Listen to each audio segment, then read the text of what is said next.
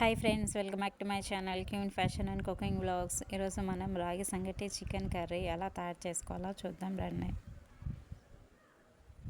1 kg chicken తీసుకున్నాను. నీసు వాసన రాకుండా ఉండడం కోసం కొద్దిగా సాల్ట్, కొంచెం నిమ్మరసం వేసి బాగా కలుపుకొని 3 times వాష్ చేసుకొని పక్కన పెట్టేసుకున్నాను.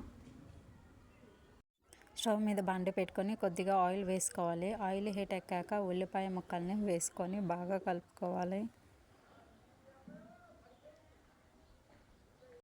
2 పచ్చిమిరపకాయలను యాడ్ చేశాను. బాగా కలుపుకోవాలి. ఒక మిక్సీ జార్లో కొబ్బరి, అల్లం, వెల్లుల్లి ముక్కలను వేసుకొని మిక్సీ పట్టేసుకోవాలి. పేస్ట్ను వేసి బాగా కలుపుకోవాలి.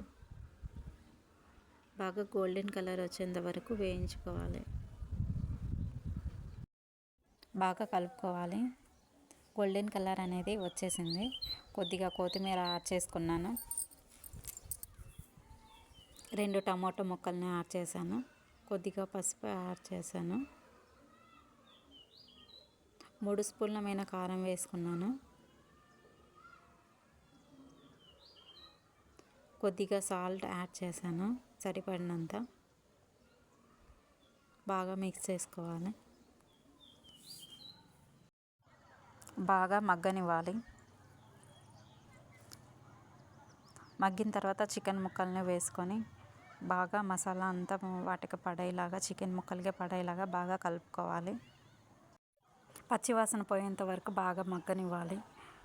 మగ్గిన తర్వాత తగినంత వాటర్ యాడ్ చేసుకోవాలి. 15 minutes వరకు బాగా ఉడకనివ్వాలి.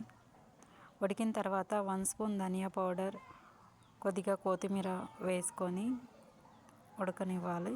ఒక 5 minutes వరకు రెడీ అయిపోయింది. ఎంతో రుచికరమైన చికెన్ కర్రీ అనేది రెడీ అయిపోయింది. నెక్స్ట్ రాగి సంగటి ఎలా తయారు చేసుకోవాలో చూద్దాం రండి. ఫస్ట్ 1 గ్లాస్ రైస్ని నానబెట్టేసుకున్నాను. ఒక కుక్కర్లో 1 గ్లాస్కి 2.5 వాటర్ వేసి బాగా ఉడకనిచ్చాను. బాగా మెత్తగా అయిన తర్వాత 1 కప్ రాగి పిండి వేసుకున్నాను. ఒక 10 minutes బాగా ఉడకనిచ్చాను. ఉడికిన తర్వాత దించి ఉండలు లేకుండా బాగా మిక్స్ చేసుకోవాలి.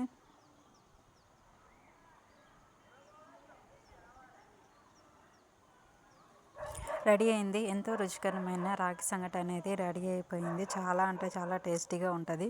మీరు ట్రై చేయండి. రెడీ అయింది ఎంతో రుచికరమైన రాగి సంగటి చికెన్ కర్రీ. చాలా అంటే చాలా టేస్టీగా ఉంటుంది. మీరు కూడా ట్రై చేయండి. వేడివేడిగా తినండి, చాలా బాగుంటుంది. నా వీడియో కనుక నచ్చినట్లయితే లైక్ చేయండి, సబ్స్క్రైబ్ చేయండి, పక్కన ఉన్న బెల్ ఐకాన్ని క్లిక్ చేయండి. నోటిఫికేషన్స్ అనేవి వస్తాయి. Thank you so much for watching this video.